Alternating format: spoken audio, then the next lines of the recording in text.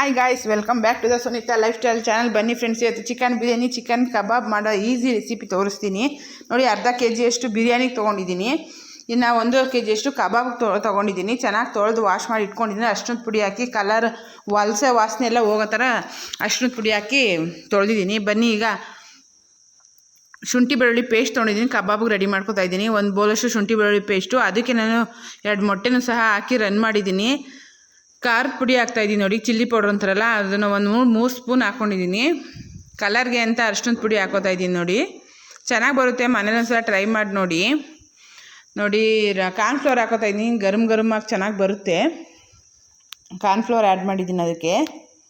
ಈಗ ರುಚಿಗೆ ತಕ್ಕಷ್ಟು ಉಪ್ಪು ಹಾಕ್ತಾಯಿದ್ದೀನಿ ನೋಡಿ. ಯಾವುದೇ ಆದಂತಹ ಪ್ಯಾಕೆಟ್ ಪೌಡ್ರು ಅಂಗಡಿ ಸಿಗೋಂಥದ್ದು ಯಾವುದೂ ಸಹ ನಾನು ಯೂಸ್ ಮಾಡಿಲ್ಲ. ಮನೇಲಿ ಸಿಗೋಂಥ ಏನೈತೆ ನೋಡಿ ಅದನ್ನೇ ಹಾಕಿ ಮಾಡಿದ್ದೀನಿ.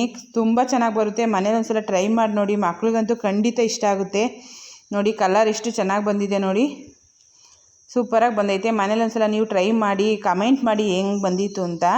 ಬನ್ನಿ ಈಗ ತೊಗೊಂಡಿದ್ನೆಲ್ಲ 1.5 ಕೆಜಿಯಷ್ಟು ಕಬಾಬ್ಗೆ ಅಂದ್ಬಿಟ್ಟು ಅದನ್ನು ಇದಕ್ಕೆ ಸೇರಿಸ್ಕೊಂಡು ಚೆನ್ನಾಗಿ ಮಿಕ್ಸ್ ಮಾಡಿಬಿಟ್ಟು 1 ಅವರ್ ಆದರೂ ಅದು ನೆನೆದ್ರೇ ಅದು ಉಪ್ಪು ಖಾರ ಎಲ್ಲ ಚೆನ್ನಾಗಿಡುತ್ತೆ ನೋಡಿ.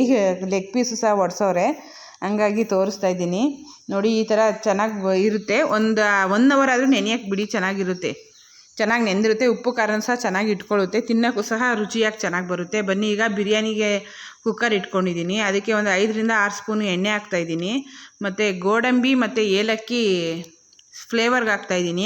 ನಾವು ಪಲಾವ್ ಎಲೆ, ಪಲಾವ್ ಮೊಗ್ಗು ಏನು ಯೂಸ್ ಮಾಡಿಲ್ಲ. ಯಾಕೆಂದರೆ ನಮ್ಗೆ ಆ ಫ್ಲೇವರ್ ಅಷ್ಟು ಇಷ್ಟ ಆಗೋಲ್ಲ. ತಿನ್ನಬೇಕಾದ್ರೆ ಅದು ನೋಡಿದಾಗ ಬಾಯಿಗೆ ಸಿಕ್ಕಿದಾಗ ಅಷ್ಟು ನಮ್ಗೆ ಇಷ್ಟ ಆಗೋಲ್ಲ. ಹಂಗಾಗಿ ನಾನು ಅದನ್ನ ಯೂಸ್ ಮಾಡಿಲ್ಲ. ಬನ್ನಿ ಈಗ ಅದಕ್ಕೆ ಈರುಳ್ಳಿ ಸೇರಿಸ್ಕೊತಾ ಇದ್ದೀನಿ. ಸ್ಲೈಸಾಗಿ ಕಟ್ ಮಾಡಿ ಇಟ್ಕೊಂಡಿದ್ದೀನಿ ನೋಡಿ. ಈರುಳ್ಳಿ ಆ್ಯಡ್ ಮಾಡ್ಕೊತಾ ಇದ್ದೀನಿ. ಹೆಣ್ಮಕ್ಳಿಗೊಂದು ಟಿಪ್ಸ್ ಏನು ಅಂತಂದರೆ, ಈರುಳ್ಳಿ ಹಾಕಿದಾಗ ನೀರಿನಂಶ ಹೋಗೋವರೆಗೂ ಬಾಡಿಸಿದ್ರೆ ಅಡುಗೆ ಘಮನೇ ಬೇರೆ ಬರುತ್ತೆ, ಚೆನ್ನಾಗಿ ಬರುತ್ತೆ.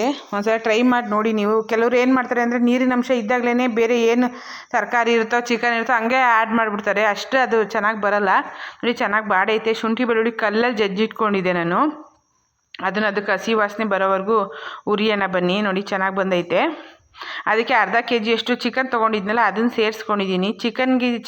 ಬಿರಿಯಾನಿಗೆ ಏನಕ್ಕೆ ಜಾಸ್ತಿ ಕಮ್ಮಿ ತೊಗೊಂಡಿದ್ದೀನಿ, ಕಬಾಬ್ಗೆ ಯಾಕೆ ಜಾಸ್ತಿ ತೊಗೊಂಡಿದ್ದೀನಿ ಅಂದರೆ, ಚಿಕನ್ ನಮಗೆ ಪೀಸ್ ಅಷ್ಟು ಇಷ್ಟ ಆಗಲ್ಲ ನೋಡಿ. ಈಗ ಅರ್ಶಿಣದ ಪುಡಿ ಹಾಕ್ತಿದ್ದೀನಿ ಒಂಚೂರು ನೋಡಿ. ಕಲರ್ ಎಷ್ಟು ಚೆನ್ನಾಗಿ ಕಾಣಿಸ್ತೈತೆ. ರುಚಿಗೆ ತಕ್ಕಷ್ಟು ಉಪ್ಪು ಹಾಕಿದ್ದೀನಿ ನೋಡಿ.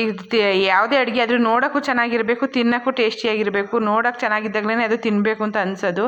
ಬನ್ನಿ ನೋಡಿ, ಚೆನ್ನಾಗಿ ಬಾಡೈತೆ. ಈಗ ಅದಕ್ಕೆ ಬಿರಿಯಾನಿ ಪೌಡ್ರ್ ಯೂಸ್ ಮಾಡ್ತಾಯಿದ್ದೀನಿ 3 ಸ್ಪೂನು.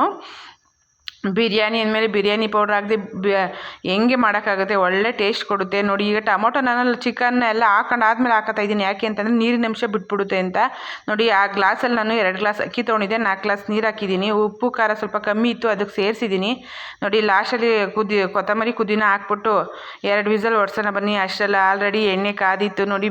ಕಬಾಬ್ ಬಿಡ್ತಾಯಿದ್ದೀನಿ, ಎಣ್ಣೆ ಕಾದಿತ್ತು, ಚೆನ್ನಾಗಿ ಬಂದೈತೆ. ನಾನು ಅಡುಗೆಗೆ ಕೊಬ್ಬರಿ ಎಣ್ಣೆ ಯೂಸ್ ಮಾಡ್ತೀನಿ, ಹಂಗಾಗಿ ನೊರೆ ಬರ್ತಾಯಿದೆ. ನೀವು ಏನು ಬೇರೆ ತಿಳ್ಕೊಬೇಡಿ.